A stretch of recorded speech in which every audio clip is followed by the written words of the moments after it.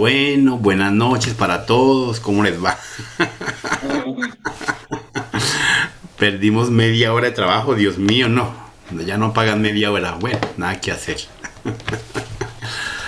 Bueno, entonces, en ese orden de ideas, ya compartimos el tema con los temas que van a exponer hoy. ¿Van a arrancar ya o alcanzo a mirar el correo que han enviado? Como le parezca mejor, profe. No, no, no, yo no le quiero quitar tiempo porque no hay que. ¿Qué tal que le quite tiempo? Luego me echan culpas. A ver, ya que me dio permiso, pues yo aprovecho el desorden. Entonces, aquí tenemos a ver, el de los chicos de Cuántica, ¿cuáles son? Vivian Sandoval debe estar entre ¿Cuándo lo esta enviaste? mañana, hoy, Estaba de más hoy, arriba, profe. profe, mírelo ahí. Viviana Sandoval. Miriam. Profe, arriba. Perfecto. Es Ese es el de ellas. ¿Y el otro grupito, cómo se llama?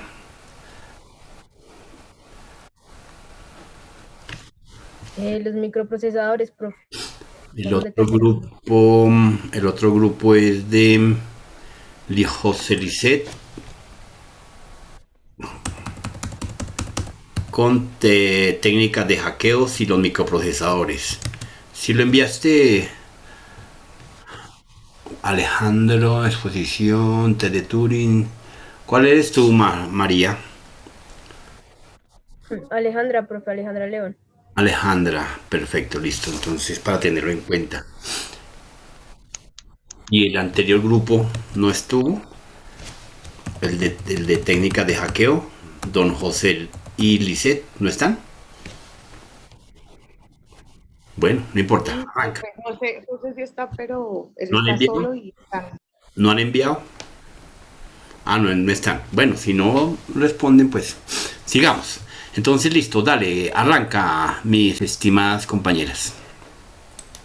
listo, profe. Permítame, voy a compartir. Lidia, Clara y Viviana. ¿Clara o Clarice? ¿Cuál de los dos? Los dos, profe, está bien. Eh, Clara, Clarice. Bueno, muy bien. Sí. si están viendo, profe, estoy mirando Eh, para compartir. sí, señora, ya está cargada. Le puedes dar ¿qué es? Pero bueno, y la diapositiva. Eso, Ahí en la parte allá. espérame, profe, porque eso tiene sonido y no le veo la opción que usted me dijo.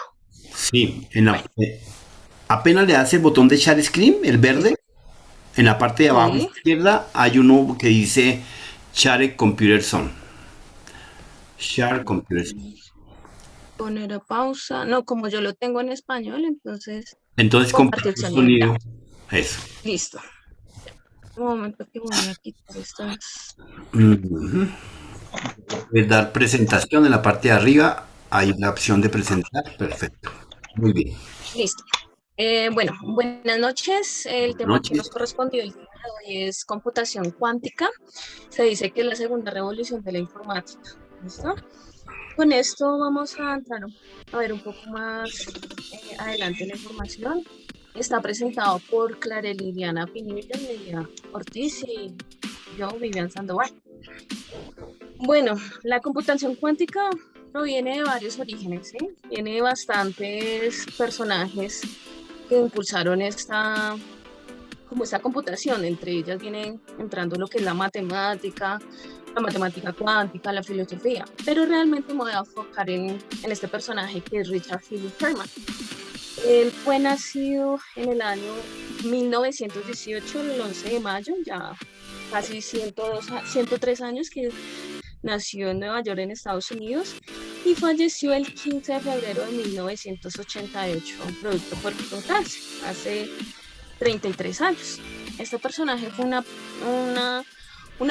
de los personajes más importantes porque él fue el que vio en la computación cuántica algo extravagantemente, ¿sí? Algo distinto.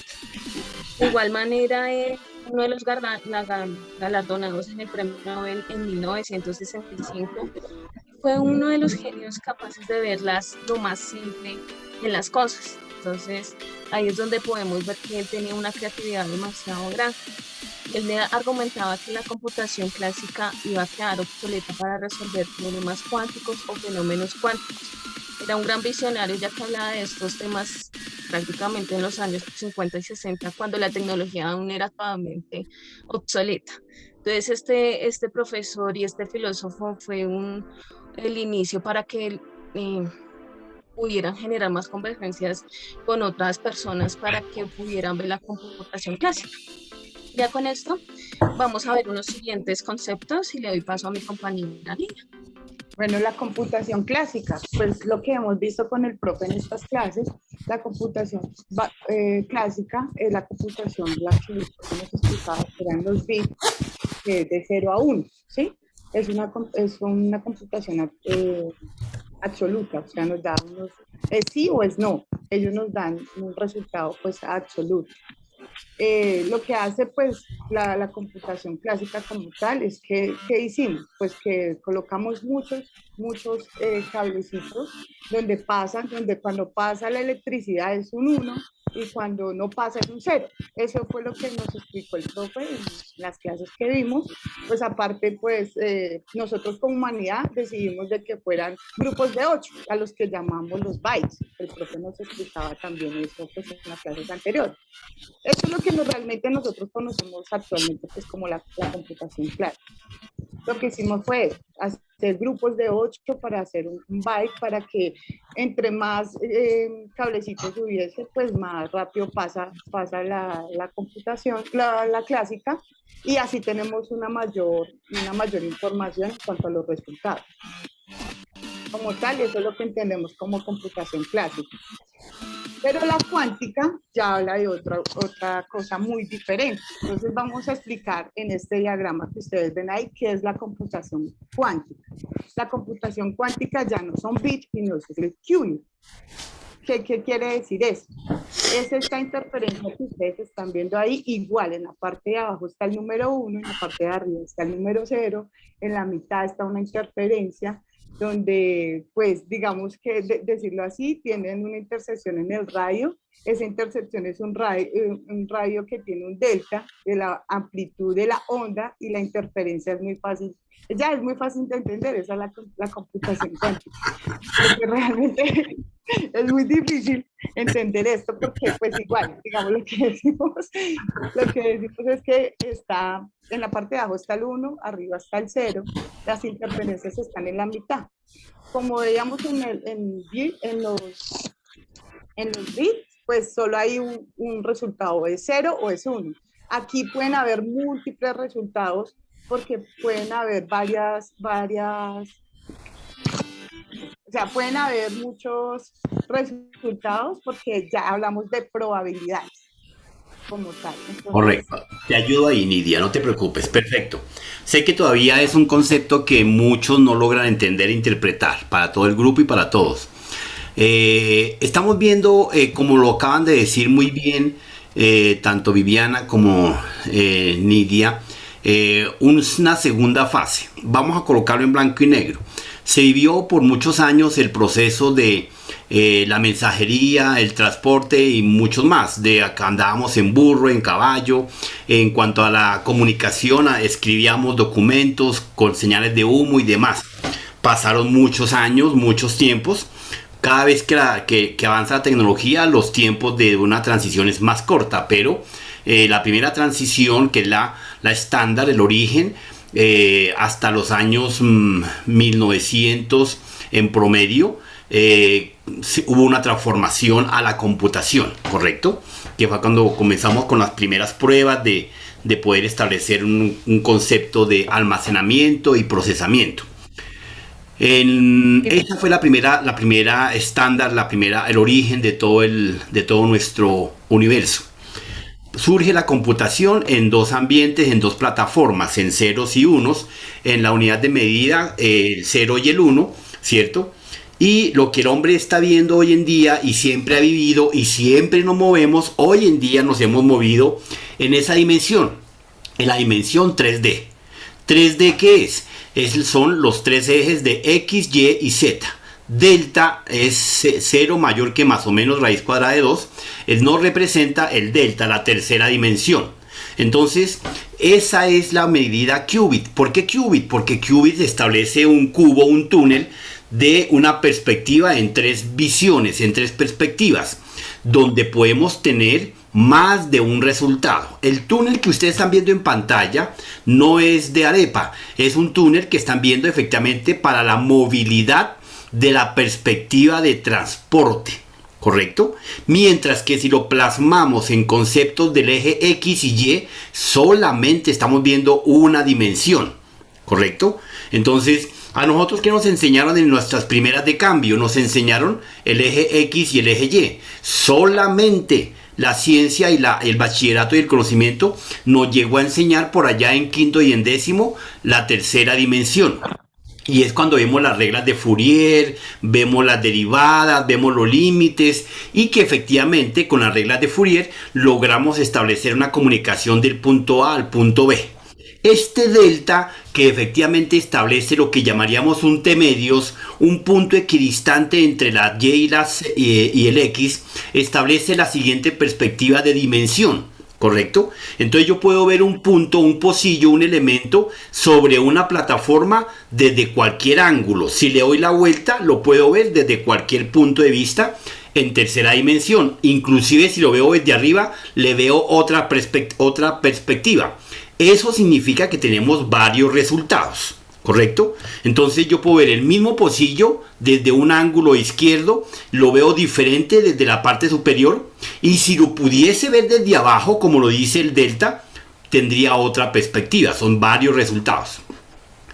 ¿Qué ocurre? Entonces la computación cuántica nos está arrastrando a una segunda generación, como bien lo dijo Viviana.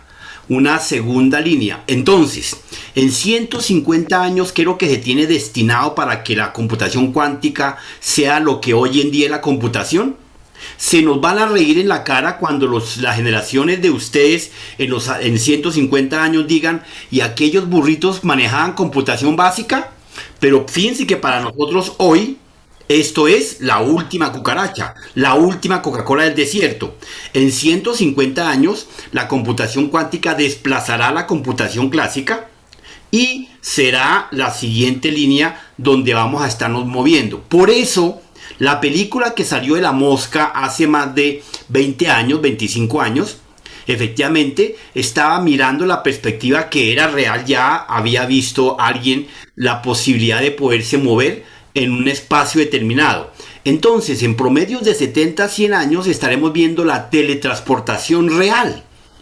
Ya estamos haciendo teletransportación. Estamos mandando un mensaje del punto A al punto B y llega. Estamos enviando datos, bits, y llegan. La qubit, las nuevas medidas de qubit nos van a permitir transportar la materia. Ojo, ¿por qué? Porque vamos en 3 ejes. Entonces fíjese para dónde vamos y que nosotros no conocemos. ¿Y por qué tenemos que estarlo visualizando desde ahora? Porque tenemos que estar mirando nuestro entorno, nuestro periferie de lo que estamos hablando hoy en día. ¿De qué estamos hablando? De innovación y de creatividad. Listo, Nidia, dale.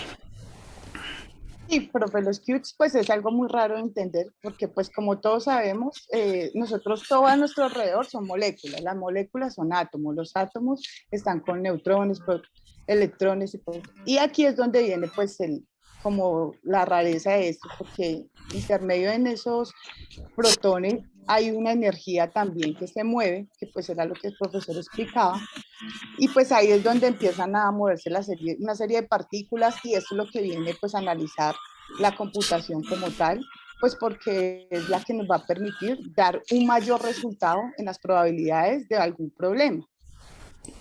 Pues la computación prácticamente se basa también en la física cuántica, que la física cuántica es algo también que pues han venido generando, lo que decía mi compañera Vivian, estudiando desde hace muchos años, ¿sí? Pero pues realmente los investigadores de esto dicen pues que estamos igual, pues llevamos muchos años investigando el tema, pero pues ha sido también muy complejo, pues por lo mismo, porque, o sea, hacer teletransportaciones y todo eso es complicado.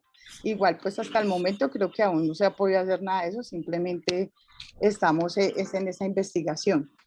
Básicamente, pues la física cuántica es una forma distinta a hacer una computación donde una vez de tener números absolutos como 0 y 1 tenemos la probabilidad que son pues los qubits, o sea, ya no tenemos un número absoluto, sino podemos tener muchos más resultados. En las siguientes diapositivas vamos a explicar las características, para qué sirve y su impacto en el mundo. Bueno, vamos a dar paso a un pequeño video donde nos explica un poco más lo que es la computación cuántica y pues hacer un paréntesis. Lo que decía el profesor, hace unos cuantos años, en el siglo XX, la computación era algo totalmente exorbitante, eran hasta un cuarto completo. Y esta va a ser en unos 100 años ese cuarto completo. Nosotros vamos a pasar esa generación de que la computación clásica para nosotros en este tiempo es lo mejor, pero para un determinado tiempo va a ser como nosotros veíamos el tiempo pasado. Va a ser eso como tan antiguo, eso tan grande, para en un futuro entre 100, 150 años, lo que decía el profesor era muy, muy cierto. Entonces voy a dar paso a la Vivian, ¿me permites un segundo para resumir la idea que tú diste y la de Nidia con respecto a esta nueva tecnología? Realmente es como lo decía el profesor, es como ir andando en burrito y ahora vamos en un Mercedes a una velocidad inmensa. Es hacer un paralelo dentro de la computación clásica, que es medida con bits, mientras que la cuántica es con qubits. La velocidad a la que va una computadora clásica, o sea, es como ir a pie, mientras que un qubit es como salir del planeta, es romper con todos los esquemas y las dimensiones. Esta nueva tecnología no solamente va a aportarle a la computación como tal y a la informática, sino es una tecnología interdisciplinaria, o sea, va a tener que ver con muchas disciplinas. Más adelante iremos ahondando en el tema, pero realmente es el cambio de romper con toda la razón de lo que se conoce como computación a lo que podemos implementar con ella mediante la física cuántica. Esta física cuántica es poder adentrarse en este mundo microscópico. Sí, es poder de alguna forma interpretar qué pasa con las moléculas y cómo las podemos aprovechar para que ellas nos den información sobre nuestro entorno y lo magnifiquen. Ya veremos algunos campos. Algo que causa curiosidad es cómo ellas se comportan. Las moléculas tienen dos maneras, y una es la superposición, que me pareció bien particular porque es poder estar, que estén en dos lugares al mismo tiempo. Era algo que Einstein decía que, o sea, como que rompía con todo lo que se creía hasta el momento. El entrelazamiento, que pueden estar distantes, pero si yo miro a una molécula, inmediatamente modifico a la otra, sin que las esté viendo a las dos. Son principios de la física, de la física cuántica que uno como que no alcanza a dimensionar, pero hacen parte de ese conjunto mágico de lo que nos puede dar esta nueva ciencia. Si quieres, sigamos con el video para poder... La computación cuántica es un paradigma de la computación distinto al de la computación clásica. Esta se basa en el uso de qubits en lugar de bits y da lugar a nuevas puertas lógicas que hacen posibles nuevos algoritmos. Para entender qué es la computación cuántica, lo primero que tienes que hacer es dejar de lado todo lo que sepas sobre el funcionamiento de los ordenadores actuales. Y es que esta tecnología utiliza el modelo de los estados del átomo para realizar sus procesos en vez del lenguaje binario. Esto tiene una gran ventaja: la superposición del átomo. Esto consiste en que un átomo puede adoptar un estado de 0 y 1, pero también puede adoptar los dos estados al mismo tiempo. Gracias a ello, son capaces de probar a la vez todas las soluciones que existen para un problema. La potencia de los ordenadores cuánticos se mide en unidades de procesamiento, que no son más que los átomos individuales. Así, a mayor cantidad de bits cuánticos o qubits, más rápido funcionan. Pero además de poder adoptar varios estados al mismo tiempo, cuentan con otra particularidad, el entrelazamiento atómico. Gracias a esto, un átomo puede transmitir a otro determinadas propiedades sin que haya nada de por medio. Esto nos permite crear una red de átomos que funcionen de forma armónica. Y dado que un qubit es capaz de procesar mucha más información que un bit, la potencia de procesado se incrementa exponencialmente. Básicamente, con esta nueva tecnología venimos a tener dos contextos. O se puede innovar, que es de alguna forma partir de cero a crear nuevas tecnologías con esto que nos brinda este campo, o a crear ¿en qué sentido? Que si bien esta tecnología nos trae nuevos cambios y nuevos retos en muchas disciplinas, pues es el poder adaptarnos a este tipo de tecnología. Más adelante miraremos exactamente en dónde se da esta dinámica. Realmente lo que estamos viendo ahí es un computador cuántico. Pues si ustedes ven esa imagen, ustedes dirán, pero ¿qué es esto tan grande, tan loco? Pero realmente la computación cuántica, pues esta parte, todo el diagrama que ustedes están viendo ahí, lo más importante es lo que está en la parte de abajo, en la puntica. Es un cilindro, ¿sí? Ese es un cilindro, y por dentro de esto tienen en toda la puntica, no sé si tú, Vivian, lo puedas mostrar ahí, en esa puntica plateada abajo. Esa es lo que realmente es lo importante de esta computación cuántica. Ahí debajo hay una Q. Este es el primer computador cuántico accesible desde la nube, es decir, un servidor web. El sistema fue creado por IBM, pues que ustedes saben que ellos son líderes en cuanto a todo lo que es computación, y este es uno de los sistemas, y este es uno de los primeros que se hizo. ¿Por qué está en esas condiciones o por qué cilíndrico? Porque pues es ahí donde están las moléculas o los átomos que están expuestos a esta observación. Sin embargo, hay algo bien característico con respecto a las moléculas, y es que si tú las miras, ellas inmediatamente se transforman.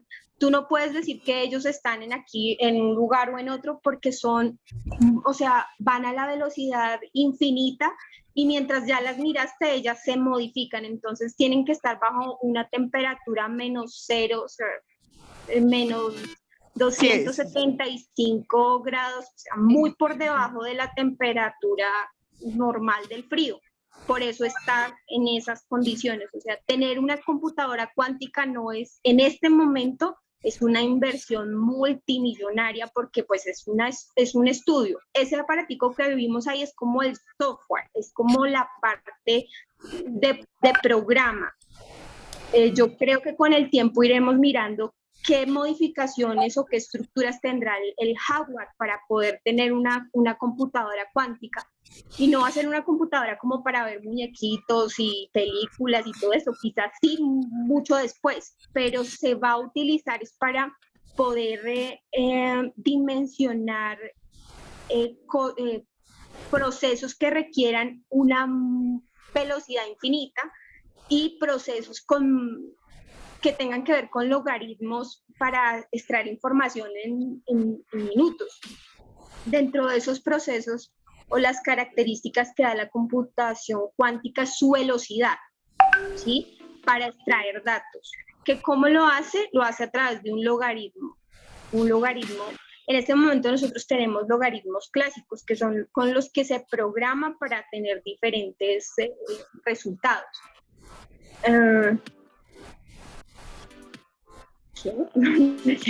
Características de los qubits. Básicamente la velocidad con que procesan información.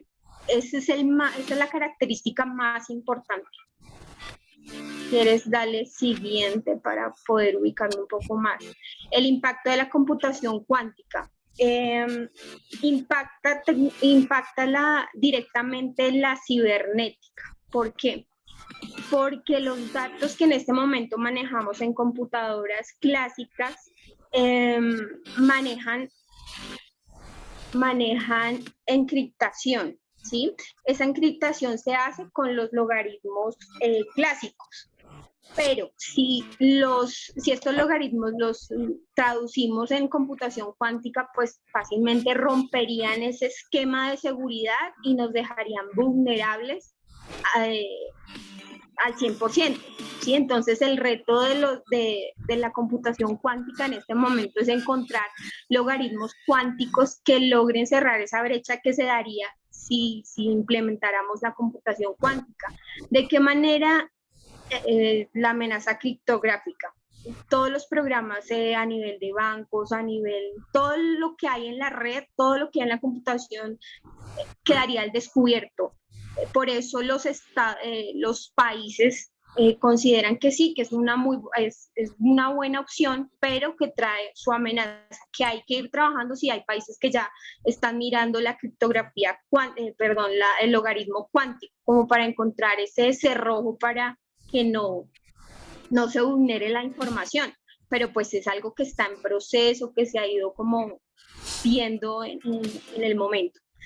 Big Data, ¿de qué manera impacta? La Big Data es que esta información en masa a dimensiones extremadamente grandes. ¿Y qué hace? Los procesos que en este momento la computación cuántica haría en 10 años, por poner un ejemplo, en la computación cuántica se haría quizás en horas, porque la velocidad es infinita. Entonces, por eso se considera que es una tecnología que impactaría directamente en nuestros procesos. Ejemplo, en la Big Data. Sigue, por favor.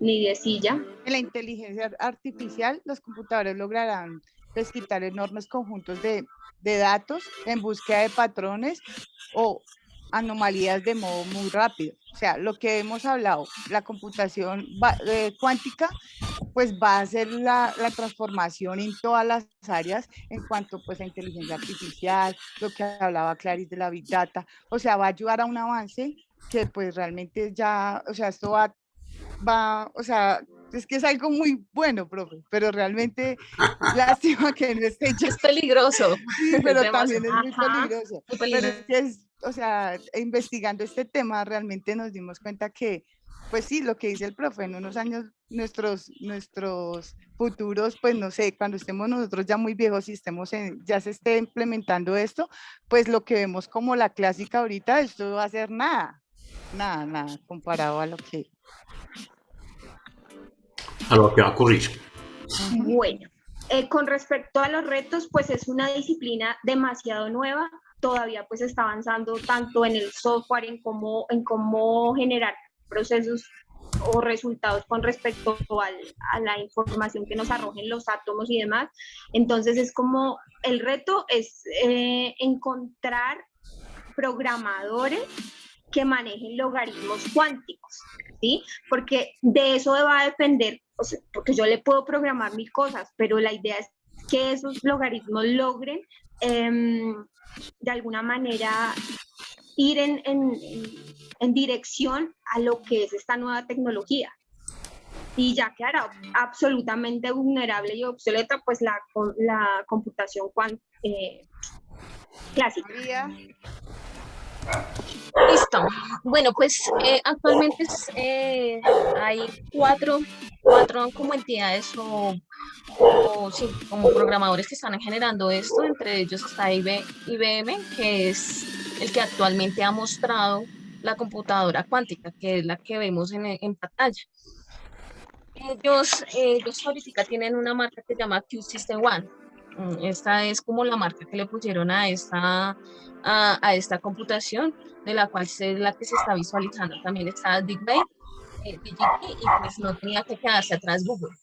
Actualmente también están otras entidades manejando este tipo de computación, pero pues no están a la luz. Entonces, entre ellas puede estar hasta Estados Unidos y China, porque son unas grandes potencias que es que como nos mostraba el profesor en un momento, un video donde habían conexiones y eso, ellos también tienen que comenzar a generar computaciones demasiado fuertes para evitar algún hackeo o algún otro tipo de riesgo que puede generar este tipo de consecuencias.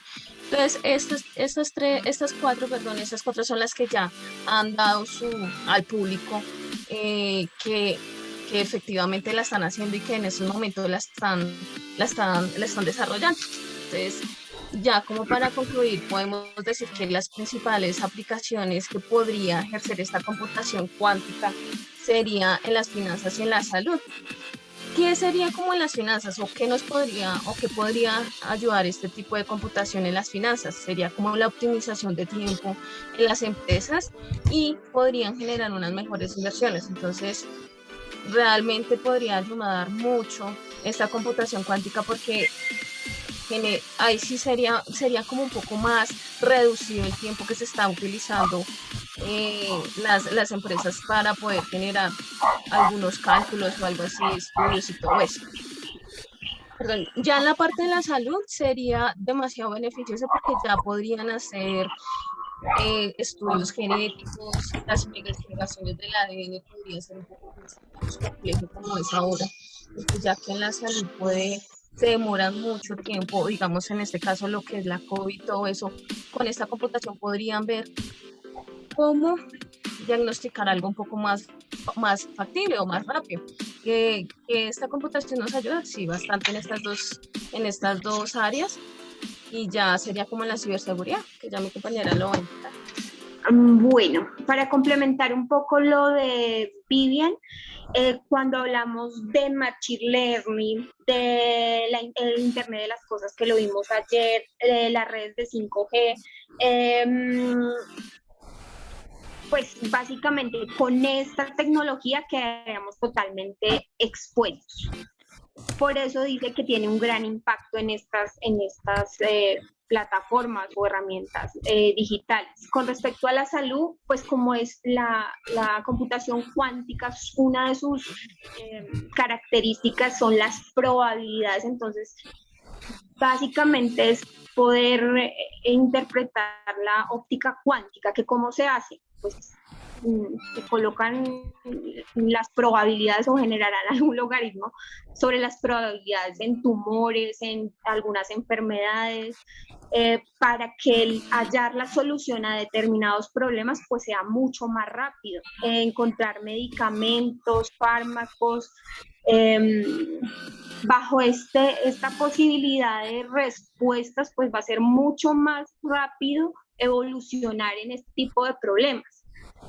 A nivel de la ciberseguridad, lo que les mencionaba, ya con los logaritmos clásicos y lo que tenemos, nos toca empezar a ver diferente, romper con todos los paradigmas y empezar a generar herramientas para trabajar esta nueva tecnología que va a la velocidad de la luz.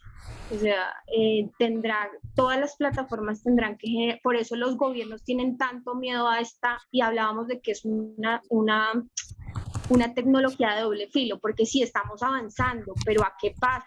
¿Bajo qué direcciones? ¿Bajo qué visión? Porque tener esta posibilidad de esta computación cuántica le abre un camino enorme, o sea, es como romper con todo y avanzar. La pregunta es cómo, bajo qué parámetros de seguridad, porque estamos expuestos. El mundo se comunica en este momento a nivel de internet y de datos. Entonces, imagínense que manden coordenadas, todo el dinero de los bitcoins, todo se mueve ahí. Sí, que tú hagas una transferencia y ya sepan de dónde sale, cómo sale, a qué horas.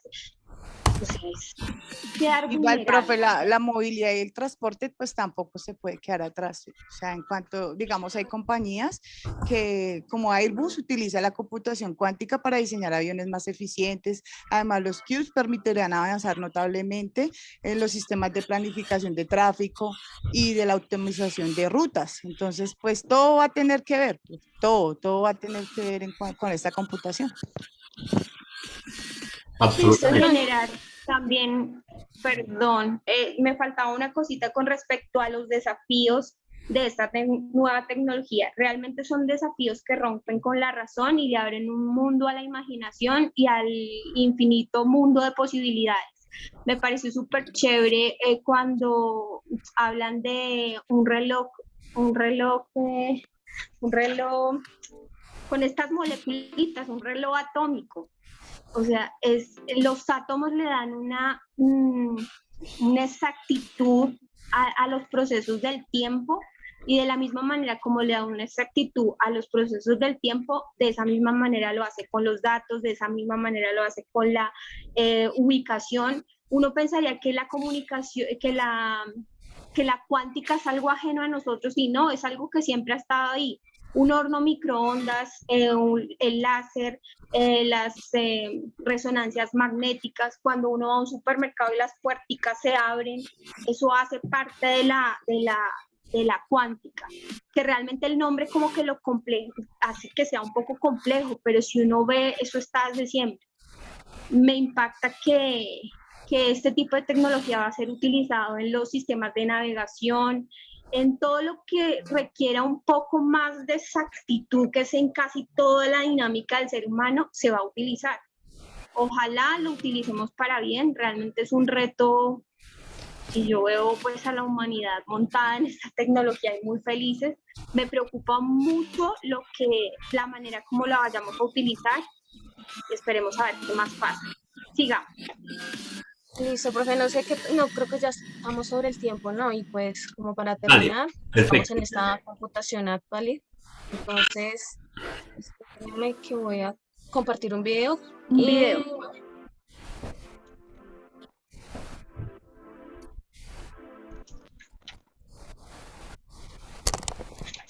Desde el tiempo se nos fue, profe, pero es que realmente este tema es muy, pues es muy interesante, y aparte No, y es que es lo que estamos tiene viviendo mucha hoy. información. Esto es lo que estamos viviendo hoy, profe, entonces es algo completamente muy interesante, porque lo que vivimos hoy y lo que vamos a vivir en el futuro.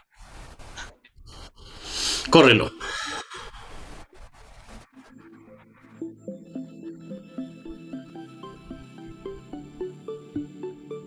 La tecnología cuántica lo que hace es aprovecha las propiedades del mundo microscópico.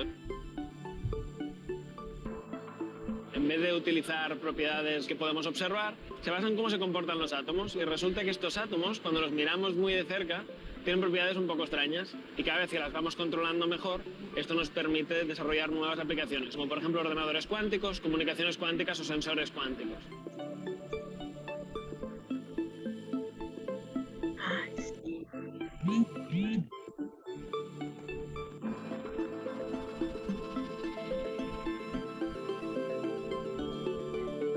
Uno de los problemas que un ordenador cuántico es muy bueno en resolver es un problema que se llama la factorización, por ejemplo.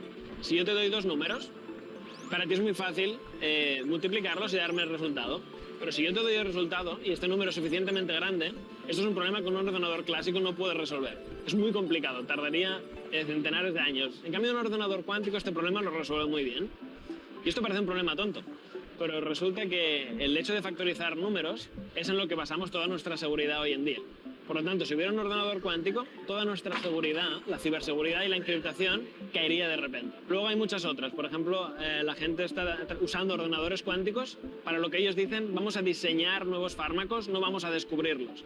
De alguna manera, hoy en los laboratorios la gente acaba descubriendo nuevas fórmulas para desarrollar fármacos, quizá un poco por casualidad, o quizá las encuentran a través de experimentos, pero no somos capaces de diseñarla porque estos sistemas son muy complicados para entender sus dinámicas. En cambio, un ordenador cuántico promete solución a este problema y nos permitirá diseñar drogas. De hecho, ya hay algunas empresas que están empezando a aplicar esto en su modelo de negocio, en conjunto también con inteligencia artificial. Adelántalo. Las tecnologías cuánticas que estamos viendo mucho más cerca de mercado son las comunicaciones cuánticas y los sensores cuánticos, o la metrología cuántica. Me explico. Adelántalo. Las comunicaciones cuánticas es Ahí. a un nivel muy aplicado, pero los cuánticos al final son la base del sistema GPS. Mejorar estos sistemas nos va a permitir tener mejores sistemas de posicionamiento, y esto va a abrir otro mundo de aplicaciones. Bueno, parémoslo ya, Livia. Bueno, bien, compañeros. Creo que fue un champú básico de lo que va a ocurrir, lo que está ocurriendo y lo que veremos, en lo que nos estamos metiendo y lo que ustedes van a ver ligeramente afectados, porque están en la generación donde hay varios cambios que van a lograrles dar alcance. Entonces, considero que efectivamente les ampliaron el concepto de la segunda generación, así como tenemos la revolución industrial, la primera y la segunda, la primera guerra mundial, la primera y la segunda y la tercera. Tenemos la revolución de la primera G, 2G, 3G, 4G y 5G. Y ya viene la 6G sin que haya llegado la 5G a Colombia. Tenemos el principio de la informática como la primera generación clásica, y viene la computación cuántica. Entonces, ese es el panorama en el que estamos metidos e inmersos, y todavía no nos la creemos. Todavía no estamos seguros de ese ejercicio. Por ese motivo se hace necesario e importante que ustedes tengan en blanco y negro para dónde va la informática y cuál es su entorno. Entonces, ¿a qué se van a dedicar? ¿A qué es lo que tienen que innovar y llegar a imaginarse para poder salirse del común y ver cómo dejan una huella en su recorrido, en su proyecto de vida? Porque no solamente es pasar de agache en este planeta. Espero que dejen una huella. No un hijo, no, eso lo hacen rápido. Es una huella de un concepto, de una idea. Bien, mi querida Nidia, mi querida Clara y mi querida Viviana, realmente creo que hicieron un trabajo perfecto, hicieron un ejercicio único. Creo que se merecen un 5/5 porque veo unas diapositivas bastante limpias, muy perfectas, superaron mis expectativas, logró hacer lo que le dije un día, superar al maestro. Todo el grupo lo vi trabajando Es en, insuperable. lo vi trabajando en equipo, sincronizado, armónico. Ampliaron los temas, dominaban el tema, se tragaron y se comieron el cuento. Entonces las felicito, colocaron esa bandera bastante amplia. Creo que soltaron la verdad que el grupo de esta mañana también me sorprendió. Entonces no sé si el tema se prestaba para eso, pero pues todos los temas se prestan para descrestar. Pero pues ustedes lo creyeron, hicieron lo necesario. Las tres participaron adecuadamente, convencidas de si alguna se hubiera rajado, aquí hubieran rajado en algo. Entonces, pero no, todas fueron perfectos. Bueno, muchísimas gracias. No, profe, lo Muchas que te decía, gracias, es un profe. tema que nos apasionó bastante, de verdad que sí. No, profe. profe, pero el buen trabajo es porque usted es muy exigente y o sea, uno no podía salir con cualquier bobado, uno tenía que esforzarse al máximo. Es por usted.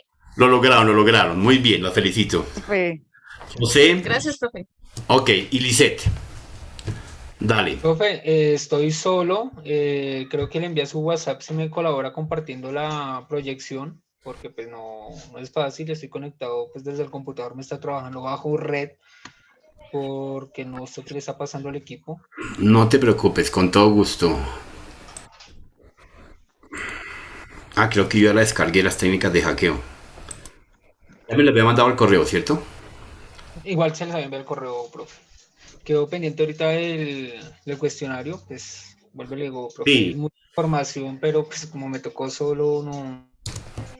Tranquilo, no te estreses. Cuando te quedes solo es cuando mejor te toca. Entonces, ampliamos acá este tema. Ampliémoslo. ¿Por dónde lo ampliamos?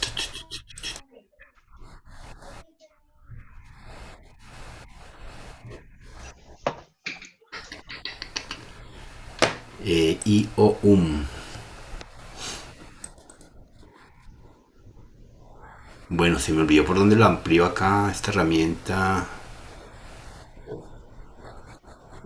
Está en PDF, ¿verdad? Sí, señor. Listo.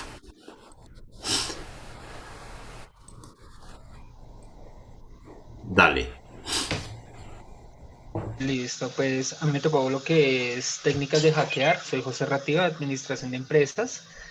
El término de hackeo tiene muchos significados en los últimos años. Se utiliza para hablar de todo acto relacionado con la piratería. Normalmente todo el tema de piratería pues lo vemos relacionado con, nosotros siempre lo relacionamos con las películas, lo relacionamos con todo lo que son las memorias que nos venden afuera, y que es algo que se ha luchado durante todo el tiempo, desde que empezaron a trabajar las computadoras a largo alcance.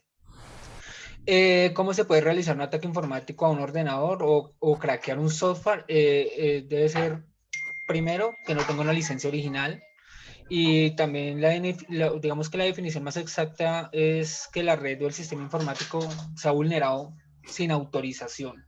Esto viene pasando actualmente. Ninguna empresa a la fecha hackea al día de hoy, ya que es una actividad ilegal. Sin embargo, todas las empresas se protegen por posibles hackeos para evitar que su información sea comprometida o que incluso el sistema colapse. Creo que ha pasado en los últimos años con informaciones, un caso más común, siempre cuando hay elecciones, la registraduría siempre tiene estos ataques cibernéticos y siempre son vulnerados. Hablamos también de las técnicas más comunes en cuanto al tema de hackeo y que se deben conocer a la hora de navegar por internet. Son muchas las amenazas que podemos sufrir y hay muchos tipos de malware que pueden poner en riesgo el buen funcionamiento de nuestros sistemas. Son los piratas, y pues nosotros los conocemos como los piratas informáticos, los que siempre buscan como tal la manera de atacar. Me avisas cuando pase, ¿no, viejo? Sí, profe, pasa, por favor. Gracias por avisarme, profe. El phishing también se refiere a los correos electrónicos que tienen la apariencia de proceder de fuentes de confianza. Normalmente, cuando llegan esos mensajes de los bancos, de las compañías de energía, también puede ser hasta las mismas empresas de telecomunicaciones que la factura, pero pues siempre llegan los correos protegidos al spam. Entonces, en realidad pretenden manipular la información o robar la información del receptor, la cual es totalmente confidencial. Siempre es recomendable acceder a las páginas web escribiendo la dirección directamente desde el navegador. Normalmente el error de todos es coger y escribir en el buscador la palabra clave, pero pues no se ingresa con lo que es la palabra desde el ordenador. ¿Cómo actúa el phishing? Pues los ataques del phishing comienzan con la recepción de un correo electrónico o un mensaje directamente al remitente y se hace pasar, como lo comenté previamente, por un banco, una empresa u otra organización realmente con el fin de engañar al destinatario para pues, vulnerar todo este tipo de información. En ese sentido también existe una vinculación entre el spam y el phishing. Los correos electrónicos fraudulentos suelen enviarse de forma masiva para manipular el número de las víctimas potenciales de los hackers.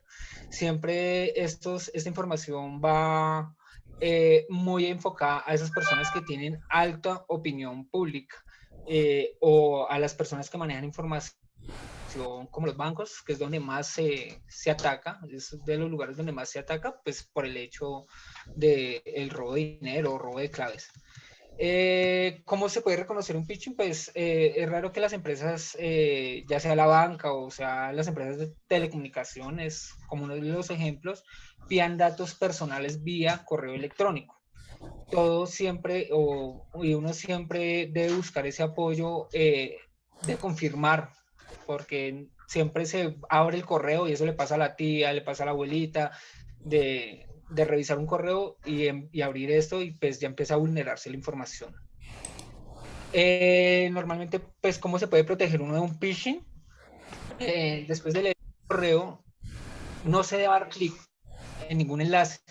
Se realiza una verificación pertinente en el espacio personal digamos, del usuario y acudiendo directamente a la URL, como lo menciono, pues al buscador, no al buscador, sino a la parte superior del navegador.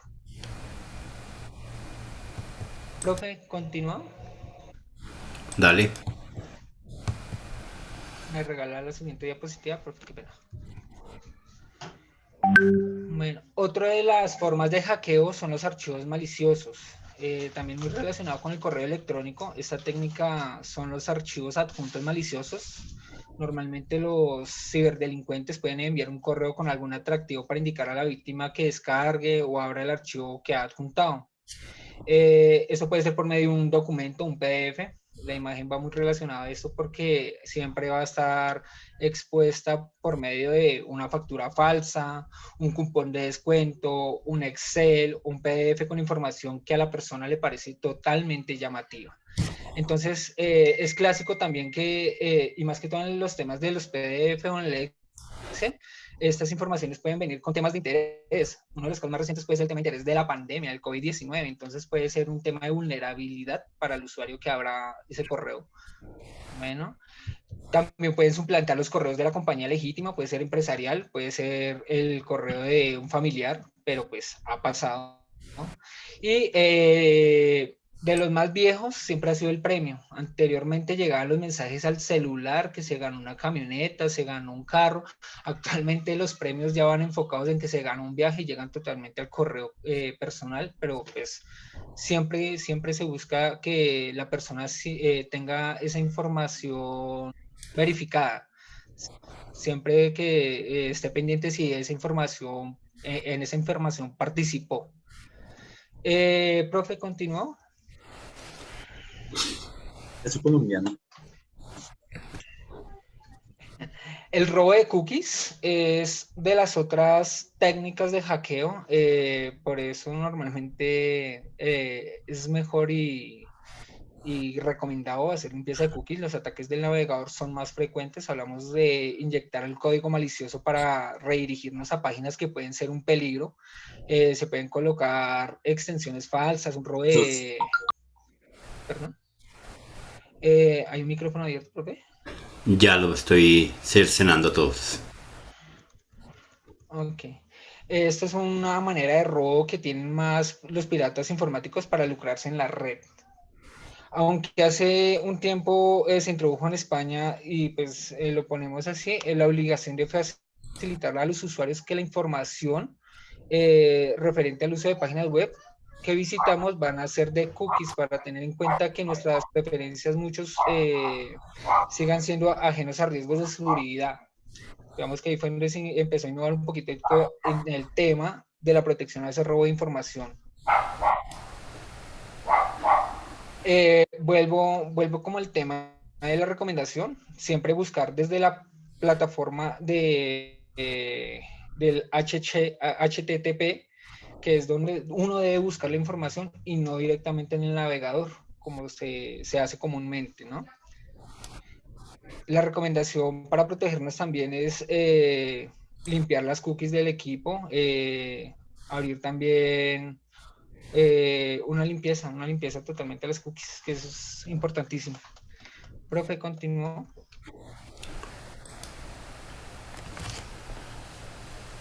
Me corrige, profe, si lo menciono mal, bien o mal. El keylogger es otra de las maneras que realizan un seguimiento y que registran cada tecla que se pulsa en una computadora, a menudo sin permiso o conocimiento del usuario. Esto también se maneja de manera ilícita en el mundo. Caso más sonado es cuando uno va realmente al cajero, inyecta la clave, saca la tarjeta, pero no cae en cuenta primero que no sale, pues digamos, no le lanza dinero, pero pues la tarjeta sale y la tarjeta responde no es la del usuario, y la clave queda grabada en un sistema keylogger, que es una posible amenaza para el usuario, para las finanzas de los usuarios. Profe, continúa. Es que esa es la más común en cuanto al tema de keylogger. ¿Qué son los ataques? Estos son ataques de negación de servicio. Es un tipo de intento malintencionado de afectar la disponibilidad del sistema atacado. Puede ser, por ejemplo, como la web de aplicación para legitimizar los usuarios finales. Los atacantes suelen generar grandes volúmenes de paquetes o requerimientos para finalmente sobrecargar el sistema operativo del administrador. En el caso del ataque de negación de servicio distribuido DDoS, el ataque utiliza fuentes de vulnerabilidad o controladoras para generar este ataque. La clasificación de los DDoS pues son los que aparecen allí, en este caso los que están en la imagen, mientras se consideran son técnicas de mitigación contra estos ataques. Es útil agruparlos en ataques a capas de infraestructura. En este caso las combinan la capa 3 con la capa 4 o la capa 6 con la capa 7, que son ejemplos, y pues por eso pongo en la presentación los tipos de capas de DDoS. Continúo, profe. aparte, pues también quiero hablar un poco sobre la ingeniería social. Los hackers pueden entrar al ordenador o algún tipo de dispositivo conectado a internet sin ni siquiera hacer ningún acto de hacking. Esto es parte de la manipulación para construir la confianza y engañar al usuario y pues compartir la información privada. Ha pasado que en el resumen de la ingeniería social los métodos no tecnológicos son para engañar a las víctimas potenciales para que compartan esta información personal con un hacker. Los hackers utilizan estas prácticas engañosas para apelar a la voluntad y ayudar a los objetivos de conseguir las contraseñas, que es el objetivo principal de ellos, para afectar sus cuentas bancarias o afectar su información personal. Continúo, profe.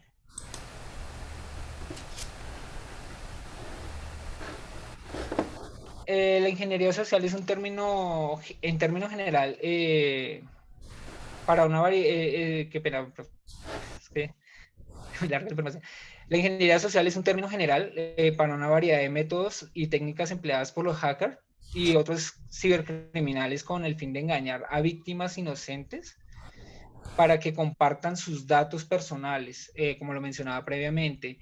Esto también sirve para el tema de WhatsApp, que actualmente es una red que permite recibir estos ataques por medio de web, link de web, y ayuda a que ingresen directamente a los ordenadores inconscientemente los hackers. ¿Qué técnicas de ingeniería social existen? Profe, por favor.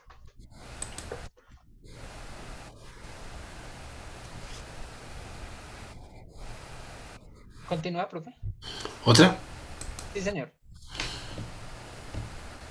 El spear phishing, la mayoría de las compañías de phishing implican el envío masivo de tantas direcciones de mail aleatorias como sea posible. El spear phishing tiene como objetivo específico a grupos o individuos.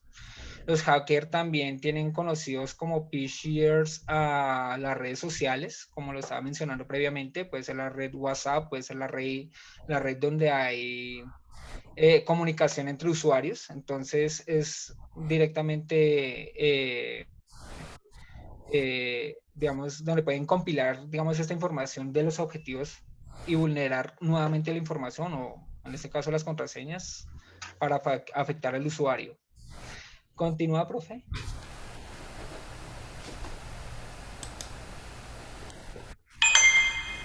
El link baiting, profe, o es... Baiting. Baiting.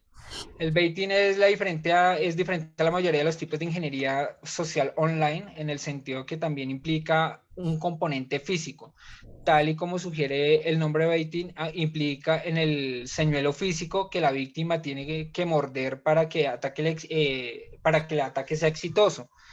Uno de los ejemplos puede ser una USB infectada con el malware del escritorio.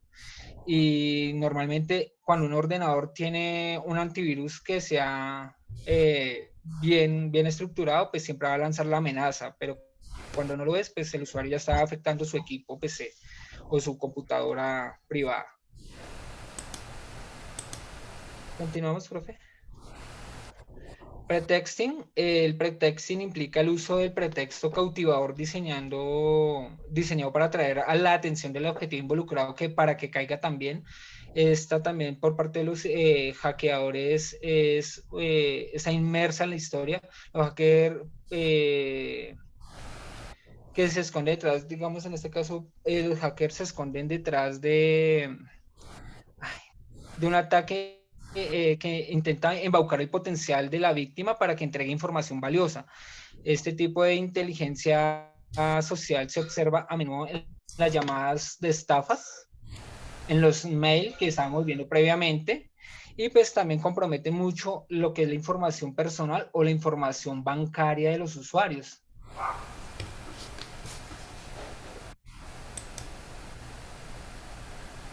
Continúa, profe. El spamming de contactos. El spamming de contactos es tal vez la forma más extendida de la ingeniería social online. Tal como su nombre lo dice, los hackers usan este método para enviar mensajes de spam como a todos los contactos de sus víctimas. Esos mails también se han visto relacionados actualmente también en el tema del robo de cuentas y el toma de información correspondiente a ellas. En este modo todo funciona también de una forma muy sencilla. Si usted envía un mail a un amigo, por ejemplo, mire esto, abra esto, encuentre el enlace, o sin embargo esta información es muy importante, envía un clic, aquí también puede vulnerarse la información del usuario al cual se está atacando. Profe,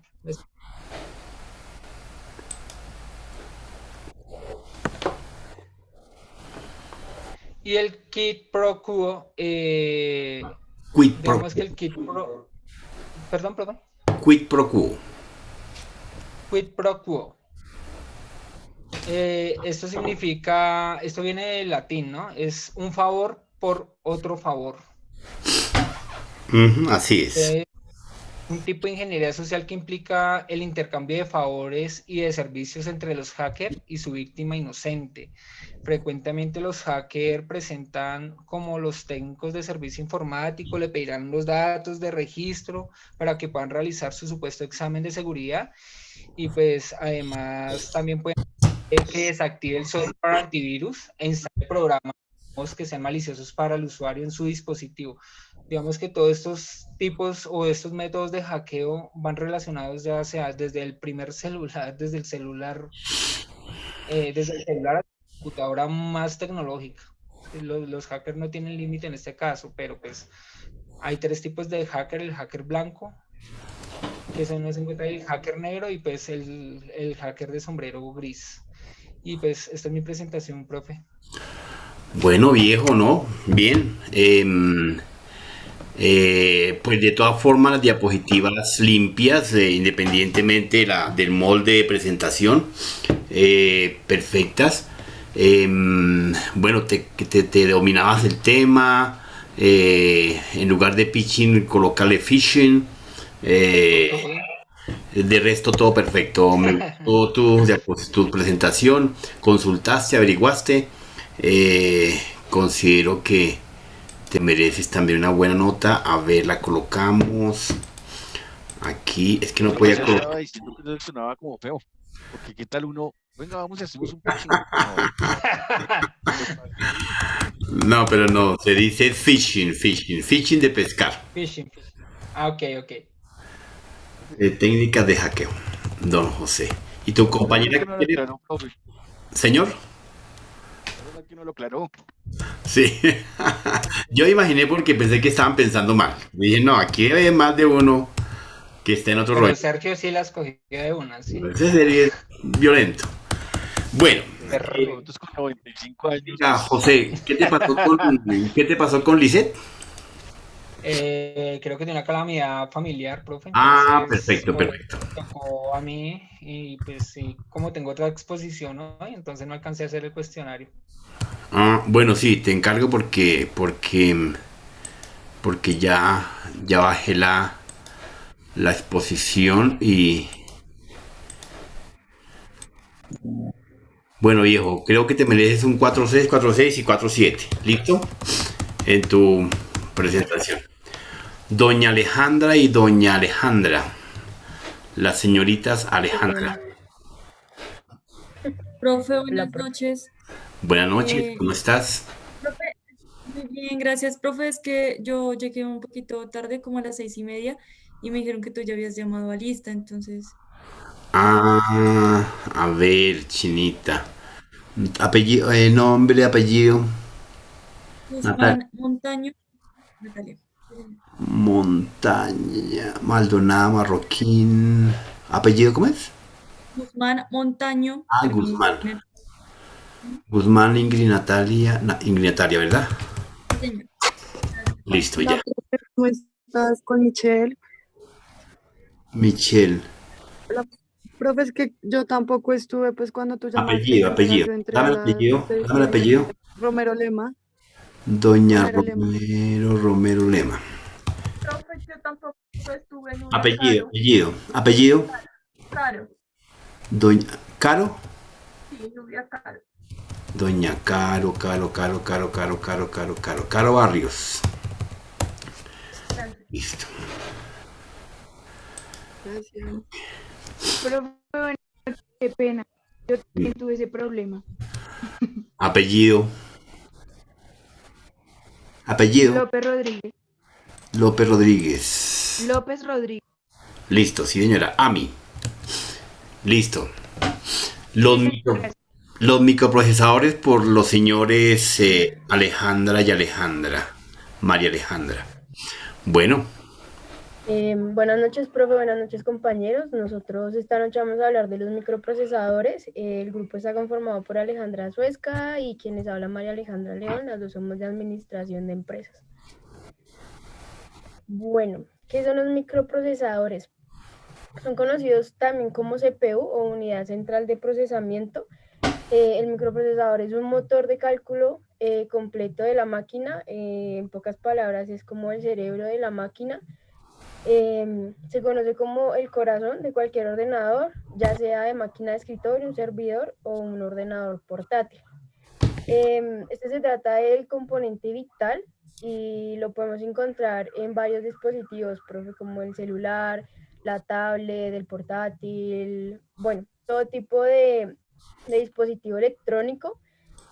Para un ejemplo, es como un televisor smart, que pues hoy en día es como el pool de televisores y lo que hace el microprocesador es darle la orden al televisor. Digamos, con el control le damos la orden de que se ponga, no sé, en un programa, Netflix y demás.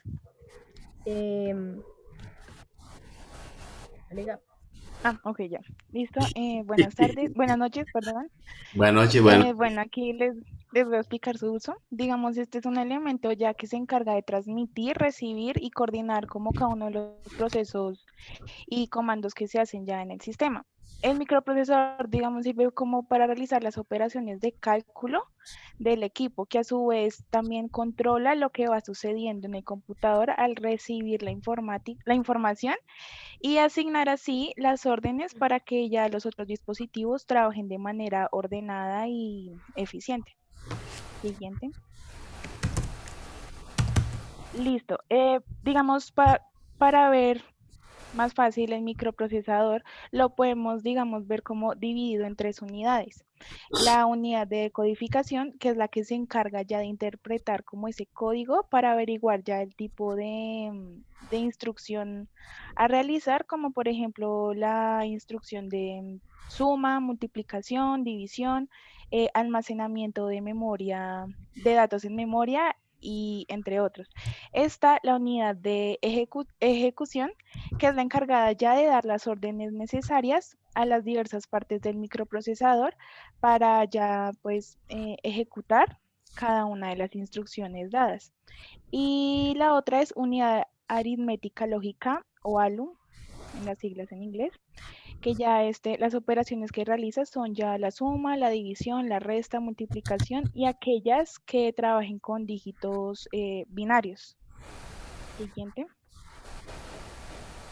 Bueno, profesor, estructura, desde el punto de vista lógico y singular y funcional, el microprocesador está compuesto básicamente por varios registros, como lo es la unidad de control, la unidad aritmética, que es lo que nombraba mi compañera, toda la parte lógica de operaciones matemáticas, ejecuta instrucciones almacenadas como números binarios, organizados secuencialmente en la memoria principal, como mis compañeros pues vimos en anteriores clases, lo que nos enseñó el profe de los números binarios. Está también encargado de ejecutar todos los programas, desde el sistema operativo hasta las aplicaciones del usuario, y solo ejecuta instrucciones desde el lenguaje binario. Acá podemos encontrar las partes del microprocesador, que es el encapsulado, el coprocesador matemático, la memoria caché y el sistema de control del microprocesador. Acá pues ya mostrando como cada una de las partes. Entonces el encapsulado impide el deterioro del microprocesador. ¿Esto qué quiere decir? Es como una capa que cubre el microprocesador, pues para que no vaya a sufrir como daños. Está la memoria caché y que emplea para tener un mejor alcance y no recurrir a la memoria RAM. Cuanto más tenga, mejor. Y la memoria caché, pues es como lo que conocen en el celular, es como lo que almacena lo que al celular no le sirve realmente. Y esto pues normalmente uno lo está vaciando para que no empiece a ocupar espacio en la memoria RAM. Está el procesador matemático, que pues se encarga de todas las operaciones matemáticas, los gráficos de señales, procesamiento de cadenas, encriptación, todo lo referente a la matemática. Y los sistemas del control de microprocesador está dividido en 3 partes, pues que son los registros, la memoria pequeña que el microprocesador posee, la memoria del lugar donde se almacenan las instrucciones del programa y sus datos, y los puertos de comunicación del microprocesador, como el mundo externo. Ok. Pues, ¿quién lo fabricó? Bueno, el origen del microprocesador fue en noviembre de 1971, momento en el que Intel anunciaba el primer microprocesador de la historia, el Intel 4004. Este primer microprocesador dio origen a la informática tal y como la conocemos hoy en día, con características como la capacidad de realizar 60.000 operaciones por segundo y capacidad para manejar hasta 640 bytes de memoria, diseñado de forma conjunta por Federico Fagin, Ted Hoff y Stanley Mazur. Bueno, ahí vemos como, digamos, en las imágenes la evolución ya de los microprocesadores. Obviamente hay muchos más, pero pues son bastantes.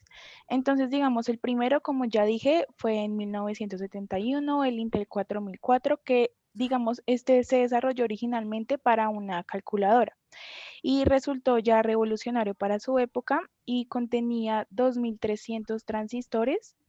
Era de arquitectura de 4 bits que podía realizar hasta 60.000 operaciones por segundo. Bueno, los transistores, como para llevarlos mejor, digamos, es el que regula el flujo de corriente, ¿sí? Que deja como pasar señales eléctricas y pues también amplifica esas señales. Entonces ya el otro sería el Intel 80.000, bueno, pues creo que sí, 80.386, que se diseñó en 1985.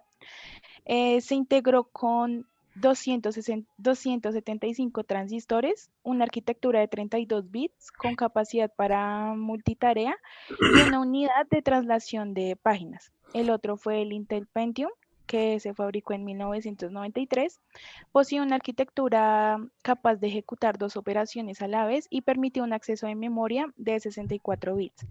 Y el otro es el AMD Athlon 64, que se diseñó en el 2004, presenta un controlador de memoria en el propio circuito integrado del microprocesador y otras mejoras de arquitectura que le dan un mejor rendimiento.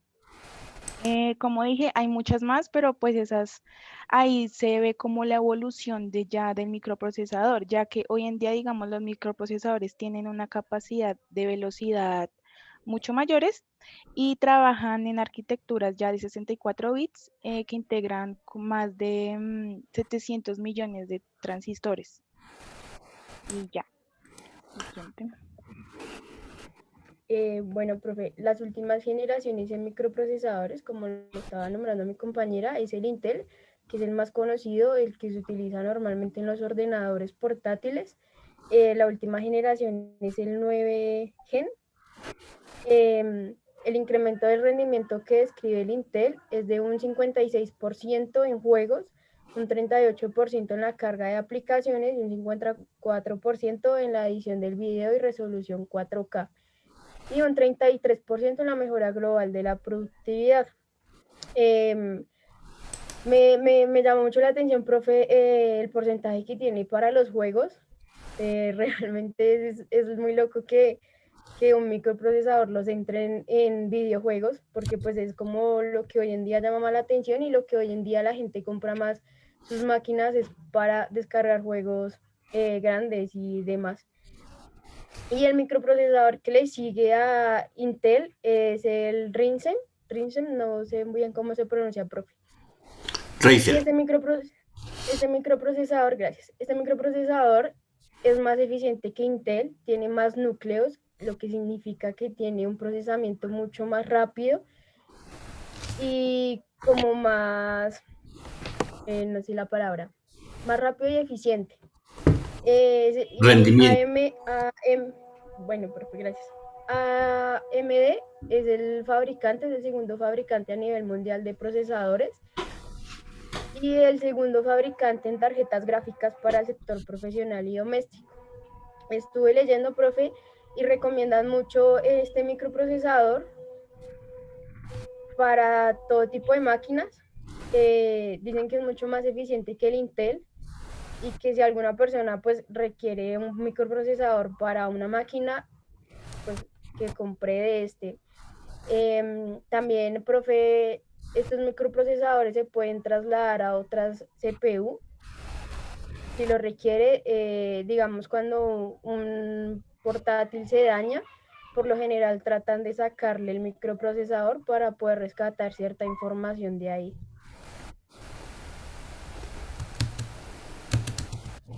Bueno, perfecto. ¿Ya? Vamos a las 10. Ya, lo último. Ok, aquí ya hablando de la velocidad del microprocesador, que esta es medida en megahertz o gigahertz, y es esencial para la capacidad ya de ejecutar aplicaciones. Digamos, la velocidad del procesador es el número de ciclos por segundo a los que la unidad central de procesamiento opera y es capaz de procesar información. Los ciclos son como agrupaciones de información, ¿sí? Entonces, un ciclo es completado ya cuando todas las instrucciones en el grupo han sido procesadas. Entonces, a mayor cantidad de ciclos, ya que la unidad central de procesamiento de una computadora es capaz de completar por segundo, más rápida sería ya la velocidad en que todos los datos puedan ser procesados. Entonces ahí, mientras más rápido puedan los datos ser procesados, ya más rápida la computadora podrá completar la tarea que se le mande. Y ya pues como para añadir, digamos, existen ya multiprocesadores que son optativos ya porque, digamos, son mejores con la velocidad de procesamiento de datos, ya que al tener múltiples procesadores es como tener, digamos, 2 trabajadores a cargo de una sola tarea. Entonces ya, por lo que los 2 trabajadores o procesadores pueden manejar más en el largo plazo esa tarea. Y ya, profe. Bueno, bueno, qué bien, excelente consultoría, excelente documentación. Bueno, Mariana Alejandra, me sorprendiste, te creíste el cuento. No, ambas, obviamente. Con la otra niña, ¿cuál era? Se me perdió el panorama. Yo, profe. La otra Alejandra. Ya, es que sí, la ya perdió. Un poquitín de sincronizados, pero eso es manejable. De resto, me gusta porque veo que están compitiendo en un proceso de dominio del tema, de poder exponer adecuadamente, explicando y creyendo lo que debe ser. Desde su área me han sorprendido. La verdad que todo el curso me ha venido sorprendiendo gratamente con lo que se les deja a este grupo muy dinámico. Eso es bastante elocuente, deja mucho que desear de cada uno de ustedes. Para este caso, esta exposición, Alejandra y Alejandra al cuadrado, pues bueno, igualmente hicieron un muy buen trabajo, las diapositivas también limpias, uno que otro textico, pero bueno, lo puedo superar. Entonces creería yo que para este caso, a este grupo, Alejandra y Alejandra, manejamos un 5 en dominio, un poco de despiste y una muy buena consultoría 5. ¿Listo? Entonces 5, esa es su nota y duplicar. ¿Listo? Mi querida Jessica y Dayana, hablemos de la ciberseguridad para todos.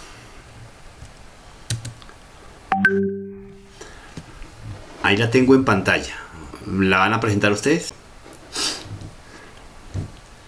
Estaba tratando de partir el archivo en 3 porque es muy grande, no lo puedo subir, entonces lo estaba dividiendo en 3. ¿Qué se me hicieron la chica Jessica? Ah, aquí ya la vi picándolo. Jessica Orjuela.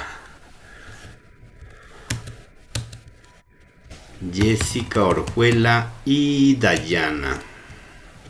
Ah, están pegaditas. Bueno, ahí están las dos junticas. Perfecto. Muy bien. El escenario es de ustedes.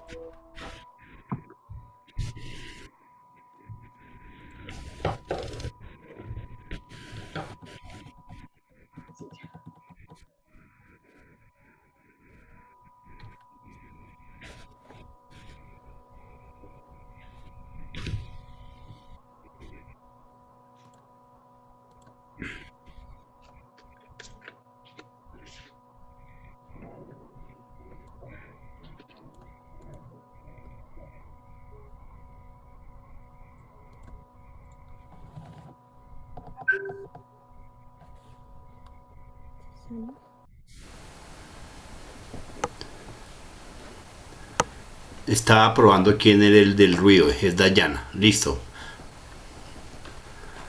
Dale, prenda micrófonos que les estaba midiendo el fondo.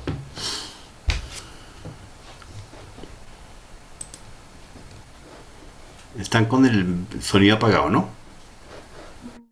Ya. ¿Ya me escuchas, profe? Sí, señora, perfecto, muy bien.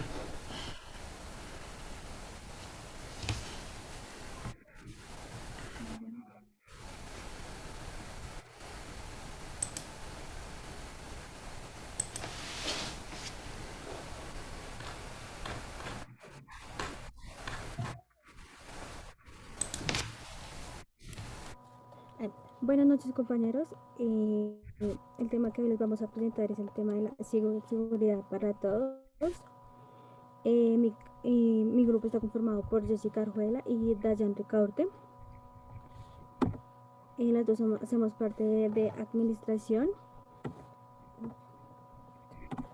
Bueno, para entrar en contexto, en la ciberseguridad, su principal función o característica es la protección de la información o datos. A nivel mundial, se considera que los ataques cibernéticos es un riesgo que se está presentando actualmente. Y a su vez, la ciberseguridad está tratando de mejorar o mitigar estos ataques en la actualidad. A continuación, los dejo con Jessica Orjuela.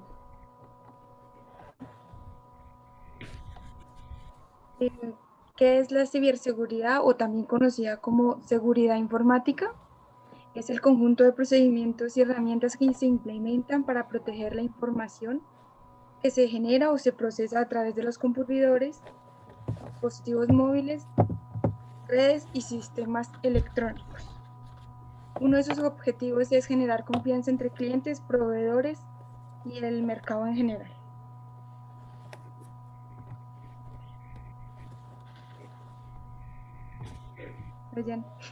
Ya.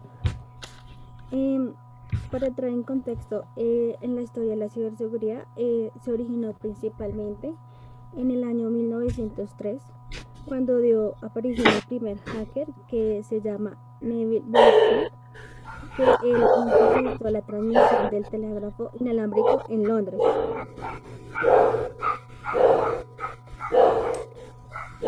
Seguido a esto, el señor John Draper fue el primer ciberdelincuente, más conocido como el Capitán Crutchfield, que él modificó el silbato que venía en las cajas de cereales de Cap Crunch, que emitían un tono de 2600 Hz, en el cual él pudo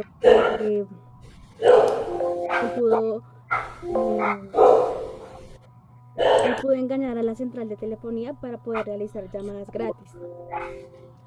En los años 70 aparece el primer malware que se llama Creeper, en el cual emitía un mensaje que decía I am the creeper, catch me if you can, que quiere decir yo soy la enredadera, atrápame si puede. A raíz de esto nace el primer antivirus que se llama Reason, que él eliminaba las infecciones que dejaba el creeper en la red o en los computadores.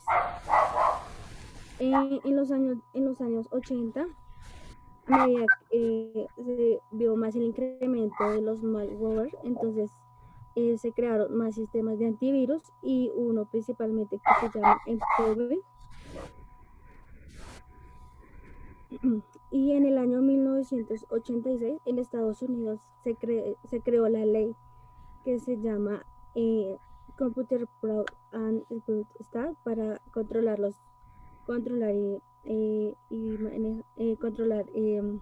ataques cibernéticos en ese tiempo.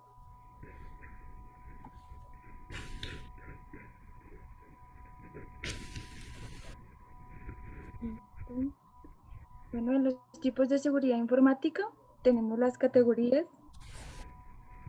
Este es un tema crucial para la protección y gestión de la información de cualquier organización. Por tanto, hay que reconocer las categorías que existen para tomar acciones entre ellas. La primera es la confidencial. Solo los usuarios autorizados podrán acceder a los recursos y los datos de la información. En la integridad, solo los usuarios autorizados capaces de modificar los datos cuando se sea requerido. En la de disponibilidad, los datos e información deberán estar disponibles en el momento que se requieran por el usuario. En el de autenticación se encarga de validar de validar que el usuario que esté ingresando al sistema sea el autorizado. Siguiente.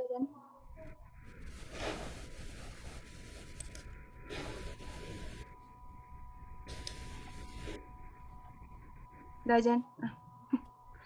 Listo. Los anteriores eran los elementos de objeto de protección. Estos son los tipos de seguridad, o sea, la seguridad de red, la seguridad hardware y la seguridad software. En la seguridad de red son las principales actividades encaminadas a proteger los datos de red, es decir, evita que la información se modifique o que sea robada. En esto tenemos como por ejemplo los ataques de hackers, el software espía o publicitario, los virus, el gusano y los caballos de Troya, o el robo de identificación. En el hardware se aplica la protección de elementos físicos para evaluar amenazas o intromisiones. Este se encarga de encontrar las vulnerabilidades existentes en los equipos desde su forma física hasta los equipos de entrada hasta los dispositivos de entrada y salida. En el software, los errores es una mala instalación del software que genera riesgos de seguridad. Por ejemplo, el desbordamiento de buffers, los defectos de diseño o un mal manejo del mismo. Su función es proteger las optimizaciones y el software de amenazas como virus o ataques maliciosos. Listo. Siguiente, Ayan.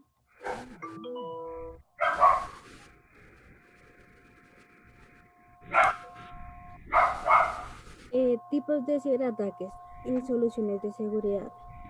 El tipo de ransomware es un software malicioso que pide el acceso a la información del equipo de un usuario.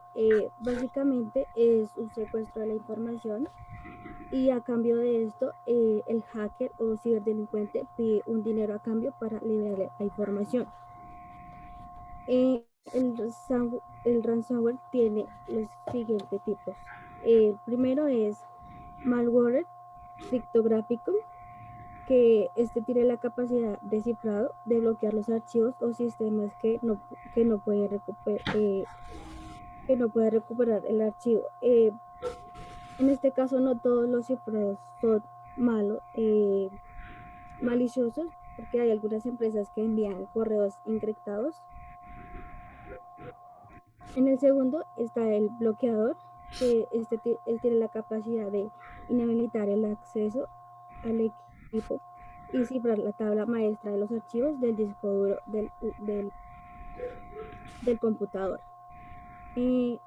Tercero tenemos el DOSWare, que en este tipo se descarga una copia de archivos confidenciales y que amenaza al usuario con publicar esta información en la red, todo a cambio de dinero. Por último tenemos el Scarware, que es un software de engaño que recopila la información que más pueda del computador y la extrae sin que el usuario se dé cuenta. Este también se disfraza como un software de antivirus y que te envía la alerta de que tu computador tiene algunos problemas o que tiene un virus para a cambio de cobrarte dinero. Eso es otra manera de estafarte. El otro tipo es el phishing, que es la suplantación de identidad. En este caso, pues, se puede dar a través de correos electrónicos o por páginas web falsas que te solicitan información personal o bancaria. En este caso se recomienda que cuando te lleguen correos, no abrir las direcciones que aparecen ahí en el correo, sino digitarlas directamente en el buscador. El otro es que una entidad bancaria nunca te va a enviar un correo en el que te solicita información, actualizar tus datos, dado que eso no se puede por la política de tratamiento de datos. Identificar los correos sospechosos como los que llegan a la parte de spa o de social. En el Adware, este es un software malicioso que su principal función es la publicidad. Se puede también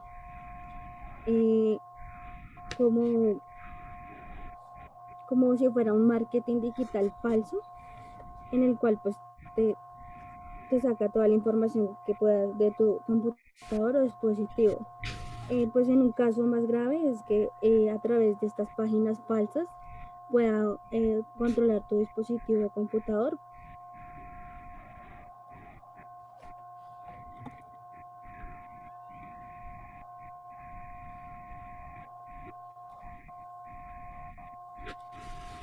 El spyware, este es un programa de espía que se emplea para recopilar información.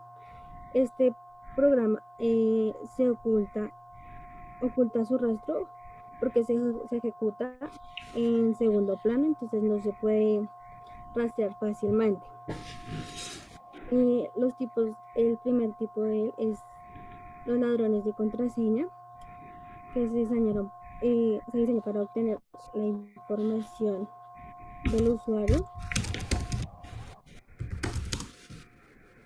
que a veces queda guardada en los navegadores cuando uno abre las cuentas de correo o de las redes sociales. En los troyanos bancarios, pues su principal función es robarte la información bancaria, ya sea tu cuenta, las contraseñas, los movimientos bancarios que tú realizaste en esa entidad financiera.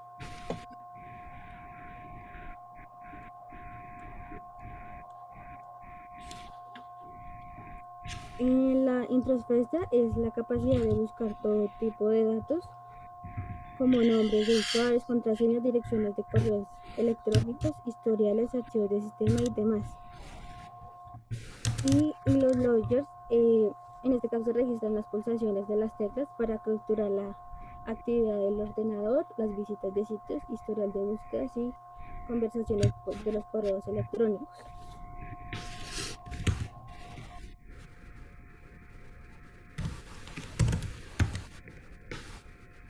Bueno, los troyanos, este es otro programa malicioso que a menudo se camufla como un software legítimo. Los troyanos se emplean para acceder a los datos y espiarte y obtener enlaces o enlaces. Un tipo de troyano es la puerta trasera, que en este caso proporciona el control remoto del ordenador. Este troyano permite al ciberdelincuente hacer todo lo que desee en el ordenador. En el Speedwater, este observa tu comportamiento, tiene acceso a tus cuentas online y facilita los detalles de tus tarjetas de crédito para poder transmitirlas. En los troyanos zombies tienen el control del equipo para convertirlo en esclavo. Es una red bajo el control de ataque. Posteriormente se utiliza para realizar un ataque de denegación de servicio distribuido. Los troyanos descargados, se descarga otro tipo de contenido. Se descargan, digamos, alguna publicidad o algún virus ya para el computador.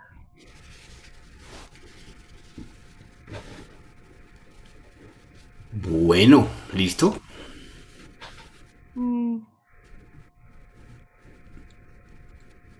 Bueno, en las estrategias de ciberseguridad, ya para finalizar, en la gestión de activos, realizar un inventario completo y clasificado de todos los equipos, clasificar la información de acuerdo a las 3 propiedades de la seguridad informática, que es las anteriores, ya explicadas: confidencial, integridad, disponibilidad. Gestionar los soportes, que nadie elimine o tome información que almacenen en la empresa. La siguiente es seguridad de las operaciones. Dayan.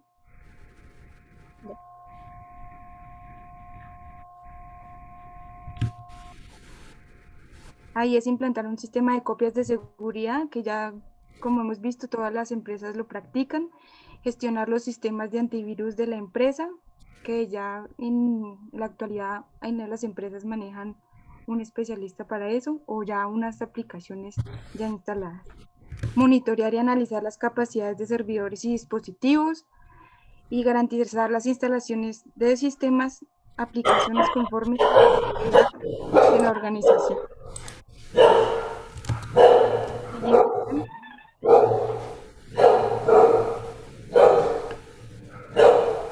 Bueno, en la gestión de incidentes y recuperación ante desastres, establecer un plan de recuperación ante los desastres, definir la gestión de incidentes de seguridad, en este caso subir la información a la nube, que es lo que hasta el momento hay. La siguiente.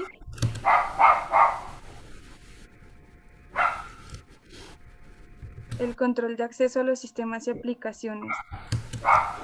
Administrar los procesos lógicos, gestionar credenciales autorizadas. Por ejemplo, en mi empresa manejamos un usuario para cada uno, pero obviamente con restricción de acceso a las diferentes aplicaciones. Y aplicar contraseñas. Perfecto. Ya se maneja normalmente. Perfecto, perfecto. Luego viene la security, la seguridad, y terminamos ya la capacitaciones, bibliografía y demás. Sí. Perfecto.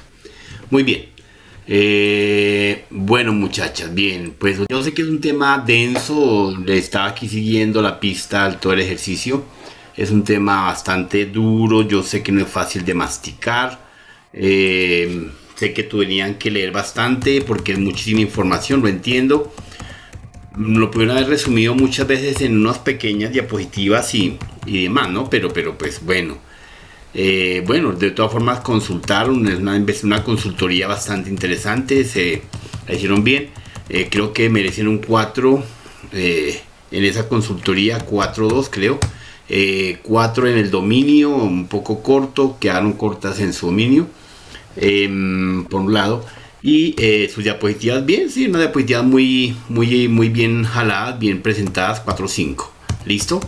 Mis queridas Jessica y Dayana, ¿ok? Gracias, profe. Ampliaron el temita, creo que volvieron a repasar unos conceptos que ya hemos dejado de lado, me gustó bastante y perfecto, la felicito, muchas gracias. Bueno, Entonces, quedamos para mañana con Andrea, Jamie, Carolina, Olga, Wilson, Daniela y Dana. Claro que Wilson está en una comilona brava. Bueno, entonces, innovación, la robótica, ingeniería social. Vemos mañana. Creo que hicimos una muy buena presentación el día de hoy. Ampliamos muchos temas. Rápidamente, mañana les doy a cada uno 20 minutos, cerca de 15 minutos para cada grupo. Terminamos, hacemos el examen final y nos vamos y nos despedimos. Un abrazo para todos. Se acabó esta película. Gracias. Bueno, compañeros, Dios los bendiga. Feliz noche. Chao, profe, feliz Chao, noche. profe, Luego, profe. Gracias. Feliz noche. Chao. Chao, profe, buenas noches. Chao.